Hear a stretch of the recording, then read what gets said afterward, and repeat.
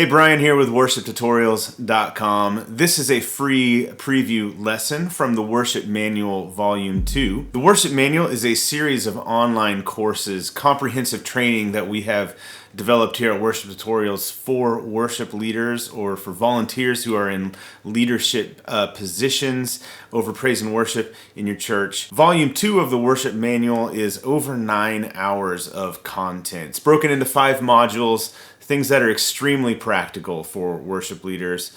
This comes from Module 1, all about click tracks, multi-tracks, how to implement these, and how to do it wisely in your church. These are common mistakes that you should avoid. Okay, so by now you should have a really good understanding about what multi-tracks are, the best ways to implement them, and kind of work through your own vision and purpose and decided, yeah, this is something we're going to do, or this is something we're not going to do. And if you've landed on the side of we are going to do this, then we want to share with you some very painstaking, hard-learned things. Should you just say painful? Painful. Yes. Things that we have, at some degree, have learned our own way by making these mistakes. And because we love you and we're passionate about worship leaders and you have purchased the worship manual, we want to give you some things to avoid. Because, listen, you might have it all in your head, but we're going to tell you some very clear-cut things, mistakes, if you will, to avoid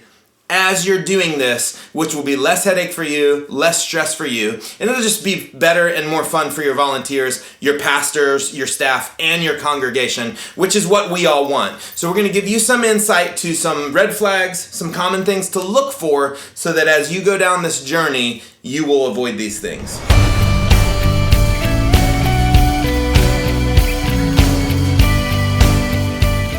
All right, we're going to do this kind of rapid fire style here, right? Number 1 is not casting any vision or prepping your band. You don't want to have this idea to implement these things and then say, next week we're doing multi-tracks and inner monitoring, and you just have revolt on your hands from your band. Mutiny. Like, they're like, no. Or you do so in a way and you're like, hey, this is going to be great, and then they plug in and they hate it. You need to spend some time up front. Coming up with vision. We talked about this in one of the earlier lessons. We talked about it in Worship Manual Volume 1. Vision's important. Coming up with, you need to communicate to your leaders how this is going to make their life better, how everything's going to be better. It's all going to be the greatest thing in the world, right? It's not going to be the greatest thing in the world. But you need to communicate why this is good and your vision behind it. If you just come in cold turkey, it has a high chance of failure. I'll say that. Well, and we both have kids, and if you have kids, you understand this. When you take them to the doctor to get their immunization, the reality is it's a good thing, right? They've got to do this. And by law, a lot of them have to have it, right? Yeah. But it's going to hurt. It's going to sting. So when I take my kids to the doctor, I always prep them. I'm like, there's gonna be a pinch. It's gonna feel kind of like this, and just be ready. And so they're ready, and so they're way less shocked, and the experience is way less traumatic. So just making sure that you've sat down, you've had those conversations. And I would say this: meet with your drummers. Walk hand in hand with your drummers. They are the ones that are really going to be determining. They're the one musician that truly will determine how well this goes. Because if your drummer can't play to a click and it doesn't sound right, it's just the whole thing doesn't work. So take your time, cast lots of vision, let them ask questions, and answer and walk through it together. That will be the first mistake to avoid, and you will be glad that you did. Mistake number 2 is not to include your pastor or whoever is in leadership over you. Oops! If you're most of us as worship leaders, the senior pastor is sort of our boss, if you will, or whatever. If you don't include that person or these people, if it's a board or a committee, right, it's going to be bad. So you want to get your pastor on board with you behind it, which goes back to vision, because you have to present, just like the drummer or the musicians that you're trying to compel with your vision for how this is going to make things great, you have to do the same thing with your pastor. You're going to have to lead them through it.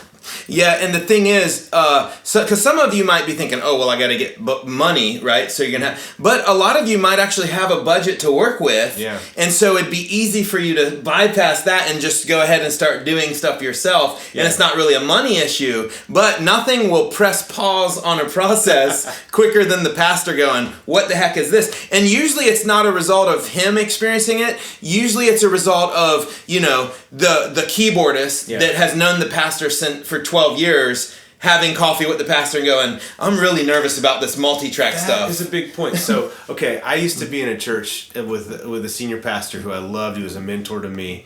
And he said to me, when you go into a meeting, a board meeting, whatever, and you're going to make a decision, you as the leader, you've got to know what the decision's going to be before you cast the vote, right? Yes. And it sounds, when I heard him say that, I was like, that sounds kind of political. It sounds very political. It sounds kind of controlling, but it's not. What he was talking about is vision. He was saying that I need to have conversations with the people who are the decision makers, whether it's a board. A lot of churches are board run. If it's a staff run church, I'm sure you have some sort of an executive team or something, but like there's some body of people that will make the decision, right? Yeah.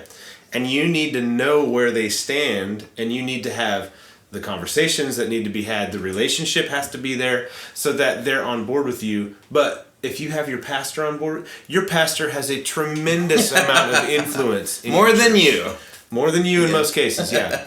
And so if you have your pastor, if he or she is with you and behind you, and you go into that finance meeting or board meeting and you're asking for money, and the finance guy starts raising his eyebrows or asking questions, and your pastor then pipes in and is like, oopsie. No, this is something we need to do. Yeah. Now you got it back. Think about that meeting, right? Yep. And if you don't have that pastor's support, or if they don't really know about it, it's a way more difficult road.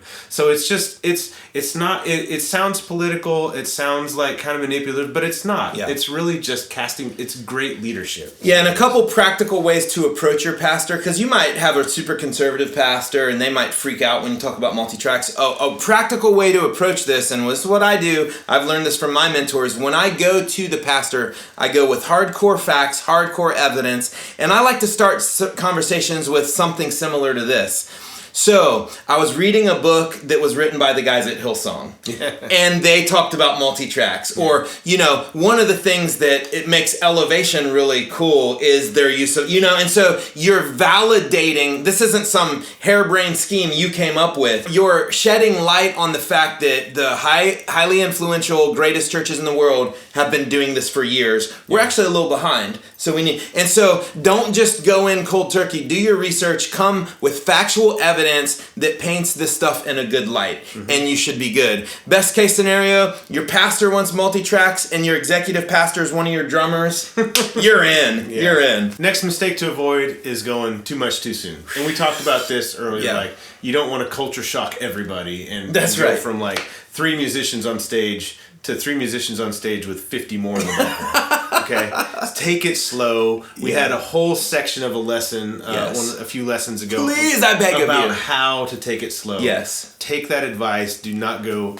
too much too soon, too fast. And learn how to celebrate the small successes, right? Oh, that's good. Big successes are a combination of small successes. So just getting through a weekend with the metronome, huge success. Celebrate that. Right. Don't be mad that you're not using the epic 60-piece string orchestra right away. By buying an old, those old school metronomes. Oh, yeah. And give it to your drummer as a gift. Oh, that's a good idea. Place this on your mantle. That's a good idea. Token of my appreciation. That's actually a great idea. That's a great idea. I just came up with that in the moment. That's good. I would put one of those right back there on that cabinet. That's awesome. I was fortunate enough to be on a panel at NAMM talking about how to implement multi-tracks, and a guy asked this question. Awesome guy who's a worship leader at a church, and he was telling me about he wants to start using in-ears and multi-tracks, but his keyboard player was very, very concerned because that they would be replaced. Not that, but she was afraid that it would hurt her ears, that it would be too loud, and that it would just make this whole. And as we kind of unpack that conversation, one of the things that we collectively came up with, and actually the guy from Multitracks was there, Christian, who's an awesome guy, and he was bringing to light this idea that when a volunteer comes to you, and they will, because people fear what they do not understand. And most volunteers are not going to understand what multi-tracks, whatever they do, they're going to imagine the worst case scenario. Right. They're automatically going to imagine the worst case scenario. That's true. Don't ignore them. Don't devalidate them stuff by going, no, you're crazy. It's going to be great. Listen to them. Why, when your drummer goes, I don't know, man, what about it concerns you? Talk to me about what other experiences have you had? Maybe they've had an experience where someone tried this and it went terribly. Right. So you want to make sure that everyone on your team feels heard. It doesn't mean you're going to agree with them. It doesn't mean that you're not going to do it. But you want them to know you listened to them, you validated them, and you can say, you know what, man, I can see why that would be a fear. Yeah. And you know what, we're going to walk through this together, and I'm going to do everything I can to make sure that you don't have that experience. Right. And if anywhere along the way you feel like you're having that experience, let's talk about it again. Right. So validate your volunteers, because if they feel like you're listening to them and you understand them, they're going to be way more likely to go through this thing with minimal pushback. So here's a huge mistake to avoid, and this can get you in further trouble down the road as well. Do not use multi-tracks or stems as a crutch, right? To make up for the fact that you don't have enough musicians on your team. Oh, this happens a right? lot. So like we talked earlier about bass stems. Like bass is a pretty easy one to hide. Like, people don't really notice that the bass player's not there, right? So if you don't have a bass player and you're like, great, now we can have a bass player, and you're using multi-tracks and like they never miss a note, of course, because we don't need a bass player anymore, right? Multi-tracks never miss a note. Never.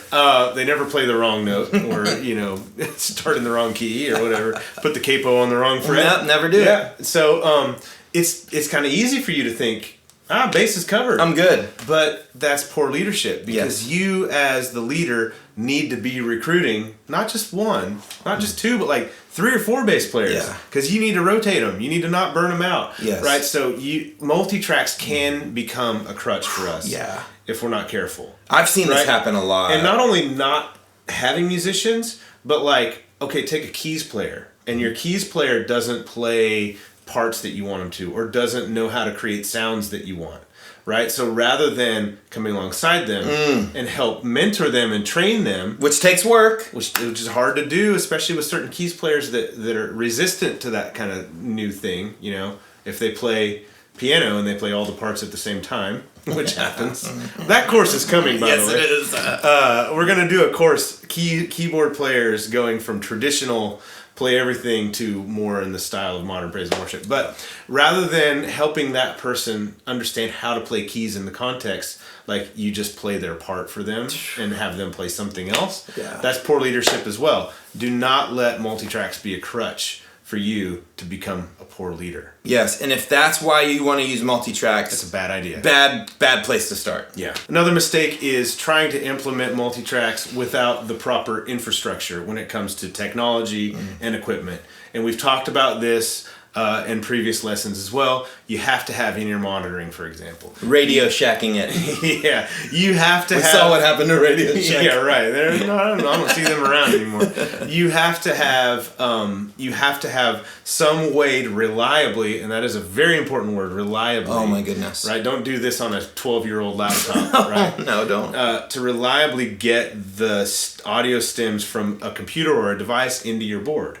Right, you have to have all this stuff in place, and if you try and cobble it together, it's probably, you made a statement in one of the previous lessons. It's better not to use multi-tracks than to use them poorly. Yes, way better. Absolutely. So don't neglect building up the infrastructure, and it might take you time, especially if you have limited budget, which I know lots and lots of us deal with. Most of us do. Right? We don't have enough budget for it. Now there are cheaper ways to go about doing it, but yeah, make sure you've got the infrastructure in place to make it happen. So another one to avoid, and you're gonna go through 3 distinct stages of using multi-tracks once you have everything figured out. You're gonna go through the stage where you can't play with it. Yeah. And everyone's wacky and it's messed up in their head.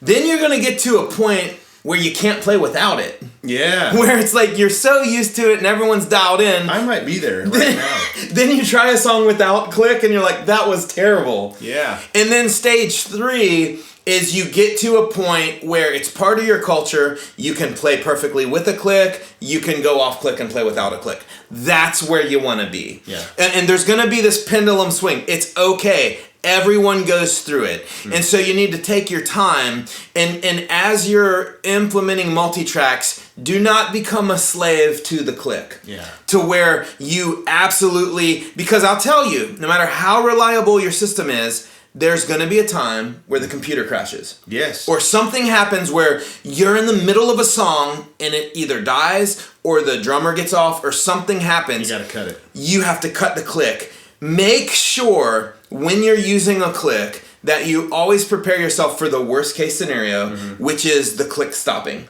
So make sure that whatever you're doing, that The click and the tracks. The click and the tracks, You don't want all the sound to go away when the tracks stop. Yeah, exactly. So be prepared to make it through the song without it, or have a contingency plan. If this click stops, we're going to kill the song on the next downbeat, or whatever. We're going to do one last chorus and then we're done. And so be prepared to not be a slave to the click, and just know there's going to be this growth process. The beginning's going to be awkward. The vocalist, it's weird having someone talk to me. It's weird doing this. It's weird doing that. And then sooner or later, you're going to be like, wow, this feels really good. And then you're going to get to the point where it's like, oh my gosh, we don't have a click to this song. Yeah. And then just work past that. And then eventually you'll find yourself in a place where with click, sometimes you'll do a click, and then after that song, you'll do a song off click, and it's fantastic. Yeah. It's a beautiful, that's where you want to be. That's the place you want to be with multi-tracks. Yeah.